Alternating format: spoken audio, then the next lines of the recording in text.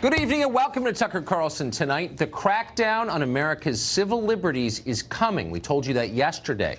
Turns out it didn't take long. It is here now, and it's unprecedented, and it will have consequences. This will cause extremism. Actions taken to suppress extremism will cause it. Those unintended consequences, we don't know. It's very clear what's happening and what will happen. Here's the first news. Just days after Donald Trump called for breaking up the big tech monopolies in order to preserve democracy, the big tech monopolies have silenced him. Twitter has just announced the sitting president has been banned permanently from the platform that is his primary means of public communication. Of course, they waited until the Democratic Party took power, and they shut it down. They are in control now. Silicon Valley oligarchs are more powerful than the President of the United States, and they want you to know it. Everywhere the assault on speech accelerates.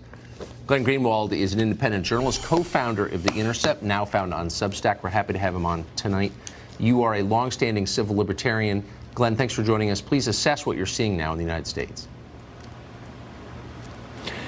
Well, one thing I think that we're clearly seeing is the initiation of a new war on terror, which I don't say lightly. I say that because the Biden administration, what will be the Biden administration in about a week, is saying explicitly that they want, first of all, a new law to further criminalize domestic terrorism, even though every act that constitutes domestic terrorism is already criminalized. What they want to do is increase their power to monitor political groups, to infiltrate them, to criminalize activities that currently are not criminalized, nor should they be, whether it be advocacy of speech or other things. They're saying they want a new law, similar to the way that the 9/11 attack and the emotions surrounding it was instantly seized upon to institute a whole series of new laws that endure to this very day.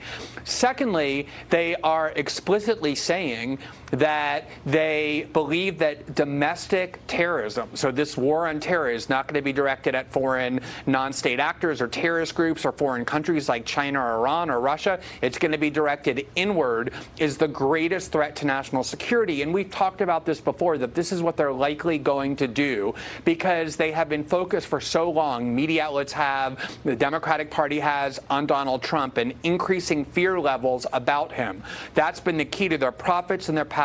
What will happen once he's gone? Their strategy has always been clear: to inflate the risk of what they call white supremacist terrorism, which increasingly means nothing more than being a Trump supporter, and then treating people in the United States who fall into that category the way you treat terrorists. You monitor them, you surveil them, you restrain them, you detain them. And this is what they're saying explicitly. And the Silicon Valley component of this is particularly menacing, Tucker, because these companies have greater power than any corporations in the history of the world. Not just wealth, but the amount of data that they have on us and now the control that they exercise over our political discourse. A tiny handful of tech oligarchs are more powerful than any nation state. They determine what we can hear, what we can speak, what is true and what is false, with zero accountability and zero transparency. They overwhelmingly donated to the Democratic Party and support the Democratic Party, are part of that coalition.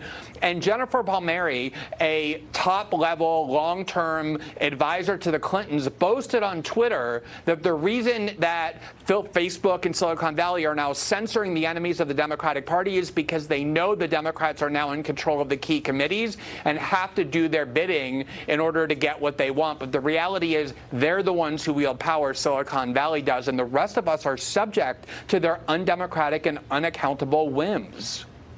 You've been saying this for 20 years, and almost 20 years ago you said laws like this will be used against American citizens. And I want to confess, I thought you sounded paranoid at the time, but you were right, and I want to acknowledge that now. You were right.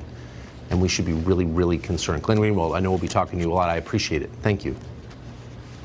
Thanks, Tucker.